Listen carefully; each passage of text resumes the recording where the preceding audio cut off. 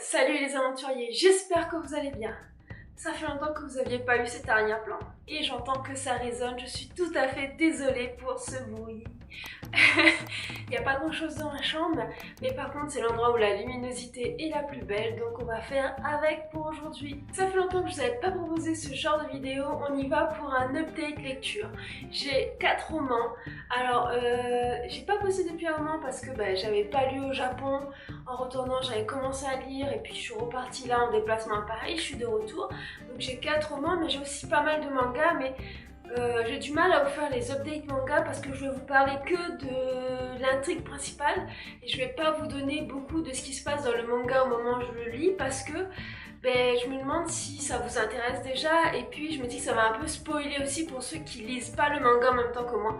Donc je pense que je vais vous faire les photos pour vous montrer sur Instagram et n'hésitez pas à me rejoindre, mais que sur la chaîne je vais pour l'instant vous proposer les 4 romans que j'ai lus dernièrement.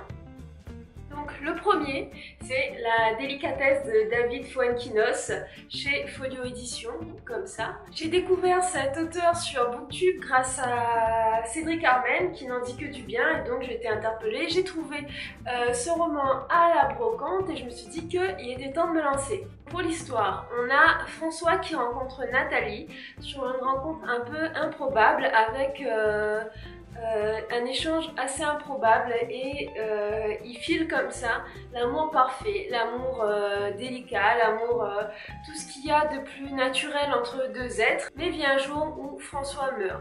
Comme à son habitude, un dimanche, Nathalie est en train de lire, François lui dit quelque chose, elle n'entend pas, il va courir, mais il ne reviendra pas de sa course, il sera fauché en chemin. Et là, le monde de Nathalie est détruit.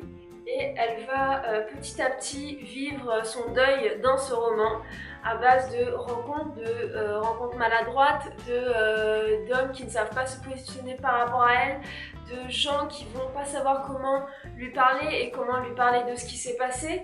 On va voir comment est-ce que Nathalie, suite à cet amour parfait, va tenter de se reconstruire, ou en tout cas comment est-ce que les gens autour d'elle vont tenter de faire pour qu'elle aille mieux et en tout cas pour qu'elle puisse mener à nouveau sa vie. Je ne vais pas vous en raconter plus parce que le livre, vous avez vu, n'est pas épais et que si je vous en raconte plus, ça va beaucoup spoiler ce qu'il y a dedans. Qu'est-ce que j'en ai pensé ? J'ai trouvé que plus que l'histoire est belle, l'histoire est intéressante et elle nous tient en haleine et le livre se lit hyper facilement, mais plus que l'histoire, c'est la patte de David Fuenquinos qui est fantastique. Son écriture, sa façon de jouer avec les mots, sa façon de jouer avec les personnages, d'amener des rencontres qu'on n'attend pas, sa façon de nous emporter dans ce roman est génial. Je comprends Cédric quand il dit que cet auteur est génial, c'est une écriture fantastique, c'est une écriture qui porte toute l'histoire et il pourrait écrire sur tout et n'importe quoi, que ça marcherait avec cette façon d'écrire, cette façon d'amener les mots et c'est la délicatesse. Son écriture est intelligente et fine et fait ressortir clairement les émotions de Nathalie, les maladresses et tout l'emportement des autres personnages. L'histoire pourrait ne pas être fantastique, mais je pense que c'est cet auteur-là qui la rend magique, c'est cet auteur qui en fait une œuvre. Voilà, une œuvre, pour moi c'est une œuvre majeure. Quand on me demandera maintenant qu'est-ce qu'on peut lire, David Fuenquinos, ça viendra. Alors c'est mon premier livre de cet auteur, mais autant vous dire que ça ne sera pas le dernier et que j'ai hâte de trouver d'autres romans de lui. Ensuite, on y va pour Endgame, les règles du jeu de James Frey et Neil Johnson Shelton chez J'ai lu. Donc on est sur la suite et fin de la trilogie Endgame. On va ainsi découvrir comment se termine cette course à la fin du monde. Donc les joueurs sont proches de l'endgame. Un seul se bat pour réussir à être le premier. Une coalition de joueurs aidés par d'autres personnages tente d'arrêter Endgame et de faire en sorte que la fin du monde ne se mette pas en place, et un autre joueur tente d'exterminer tout le monde et d'exterminer la planète. On va voir comment est-ce que dans le final de ce jeu, tout va se mettre en place et s'imbriquer pour nous révéler un final digne de ce nom. Alors je vous en dis pas plus parce que clairement, les gars, allez le lire. Je vous conseille la trilogie. Franchement, au départ, quand j'ai commencé Endgame, je me suis dit mais mince, est-ce que ça va pas être comme tous ces dystopies Il m'a surpris. Voilà, aussi simple que ça. Bon, alors par contre, ça fait du rebondissement. Par contre, il y a des joueurs auxquels je m'étais attachée et vous vous en doutez, hein, que ces joueurs auxquels je m'étais attachée. Mais franchement, il y a des trucs, la page d'avant, tu t'attends pas à ce qui va arriver. Je me suis dit, oulala, mais et on craint la catastrophe dans ce roman, hein, sérieusement. Hein. Pour vous donner mon avis, j'ai beaucoup aimé ce final. Je m'attendais pas à certains rebondissements, je m'attendais pas à ce que certains joueurs jouent ce rôle-là. Je m'attendais à être surprise et j'ai été surprise clairement. Donc après, ça n'est pas non plus une dystopie qui révolutionne le monde de la dystopie, mais c'est une bonne dystopie. Clairement, si on veut commencer par une dystopie, je pense que c'est un bon début pour commencer le monde de la dystopie.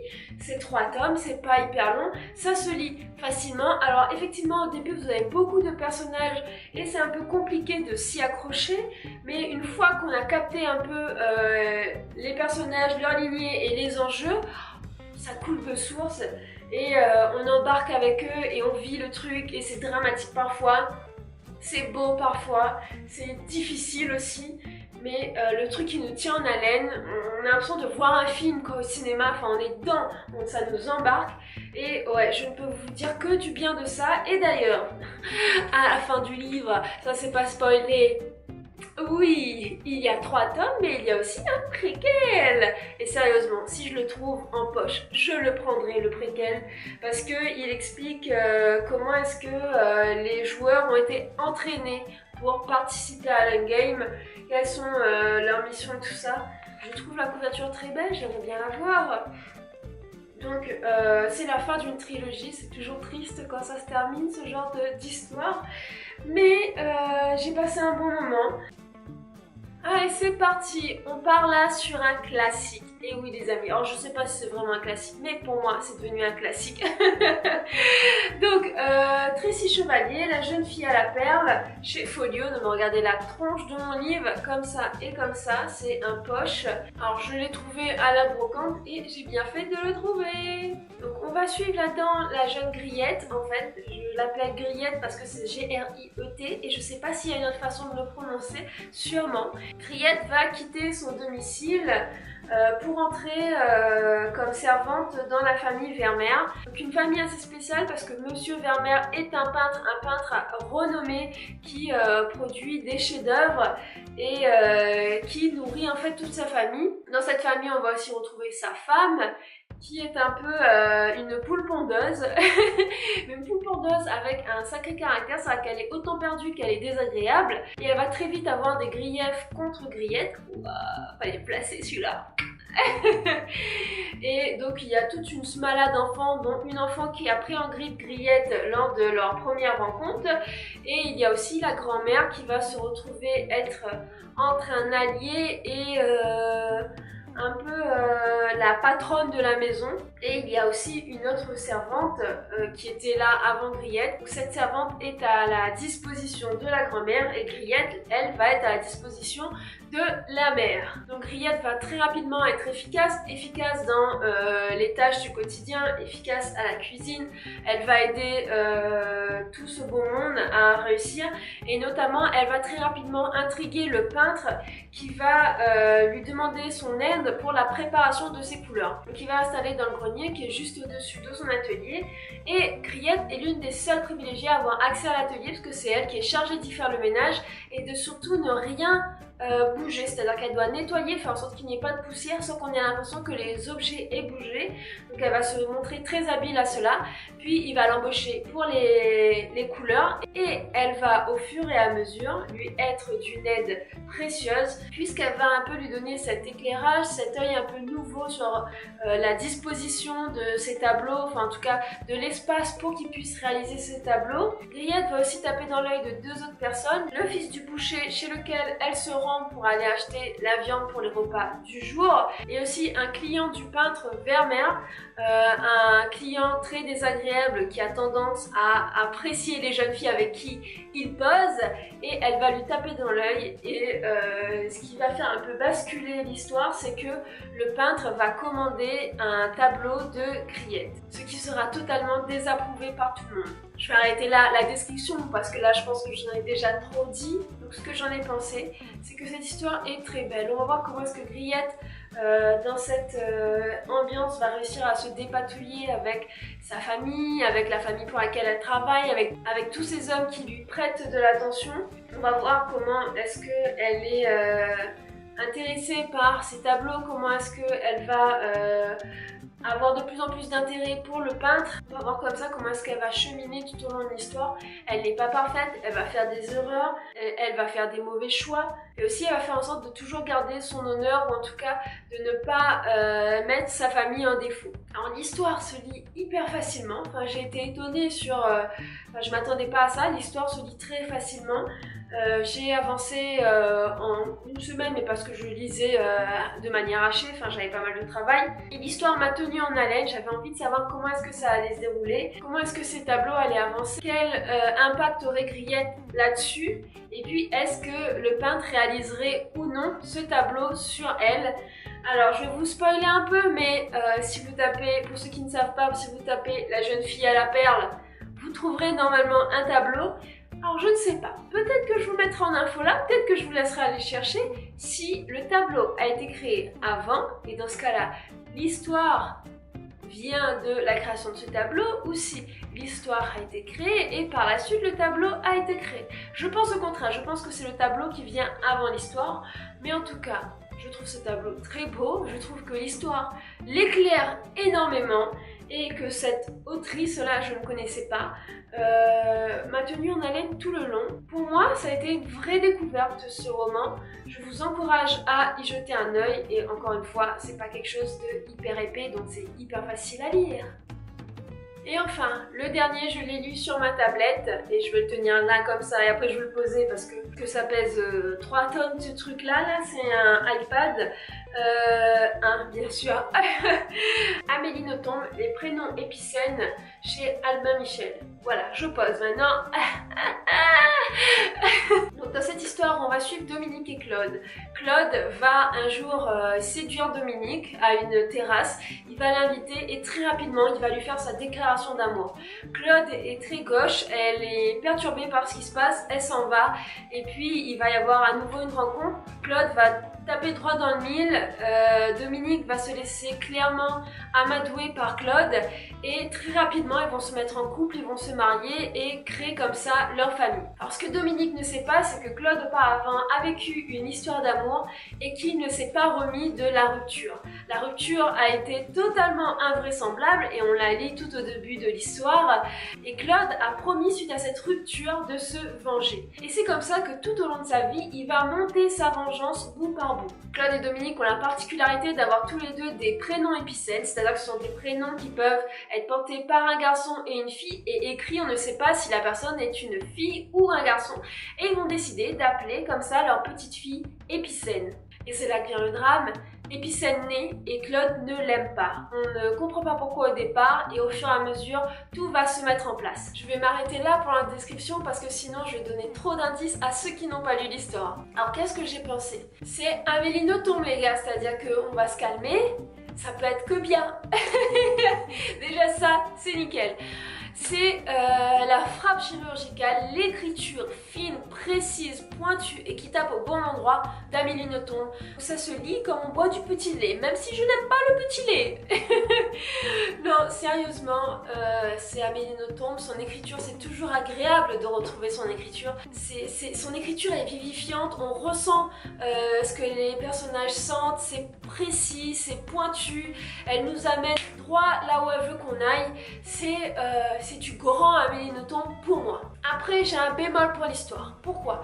L'histoire en soi est bien et l'intrigue me plaît beaucoup, mais il y a un mais. Comment vous expliquer ça? Désolée Amélie Nothomb, j'aime trop ton écriture, mais là, il y a eu un problème dans ma lecture, c'est-à-dire que le livre se lit hyper bien et même hyper vite, et trop vite. C'est-à-dire que j'ai dû le dévorer en 1h30, 1h et demie, pas plus. C'est allé hyper vite. Et pour moi, c'était peut-être trop droit au but. C'est-à-dire que l'histoire se met en place au début. Il y a la rupture, il y a la rencontre des deux personnages, puis cette histoire de vengeance. Et ben, en fait, tout s'imbrique et c'est prévisible, c'est même trop prévisible, c'est-à-dire que on sait que la vengeance va se passer, on sait à peu près comment elle va se passer et effectivement ça se déroule comme on l'a pensé. Il y a très peu de surprises, si ce n'est une surprise à la fin, mais c'est pas suffisant. Pour moi c'est pas suffisant parce que la surprise n'a pas l'ampleur du roman, c'est-à-dire qu'elle vient pas chambouler tout ce qui s'est passé dans le roman, ni nous faire nous questionner sur ce qui se passait avant. La surprise, on se doute qu'il va se passer quelque chose avec ce personnage, mais c'est pas fifou quoi. Donc, je suis un peu embêtée par ce roman d'Amélie Nothomb parce que il est bon, il est bien écrit, c'est du Amélie Nothomb, du beau Amélie Nothomb, mais pour moi il y a mieux dans tout ce qu'a écrit Amélie Nothomb. Je suis restée sur ma faim sur ce roman, j'en aurais voulu plus de pages, plus d'éléments, mais en même temps, enfin, je sais pas quoi en penser. J'ai beaucoup aimé l'écriture, mais l'histoire, pour moi, ça fait pas pam, quoi, c'est pas, voilà, quoi, tu dis pas à la fin, ouais, vous voyez comme l'avant-dernier, frappe-toi le cœur. Waouh, quoi, pour moi, le truc qui m'a scotché, c'était du bon, c'était du waouh, et je vous en ai fait une vidéo spéciale. Là, je me suis dit que j'allais mettre ce roman-là plutôt dans une note de lecture et non pas dans une vidéo spéciale. Parce que, donc voilà, je suis embêtée parce que je suis une grande fan d'Amélie Nothomb et pour moi, l'histoire aurait mérité plus. Je sais pas quoi, je sais pas comment l'exprimer, mais je suis pas hystérique pour l'histoire. Mais par contre, c'est du grand Amélie Nothomb. Si vous aimez Amélie Nothomb, allez-y, n'hésitez pas à le lire. Perso, je recommanderais plutôt d'attendre que le poche sorte plutôt que de se payer le full format. Et le full format est pas très grand, hein. Je suis passée plusieurs fois dessus. Il est pas très grand, pas très épais, mais le poche coûtera moins cher. Donc voilà les amis, j'espère que cette update lecture vous a plu. Dites-moi en commentaire si vous avez lu déjà un des livres que je vous ai présenté, ce que vous en avez pensé. S'il y en a un qui vous plaît et qui vous tente et qui va bientôt entrer dans votre pile à lire, dites-le moi aussi. Abonnez-vous si ce n'est pas encore le cas, n'hésitez pas à mettre des pouces et on se retrouve bientôt. À ciao, bye les amis!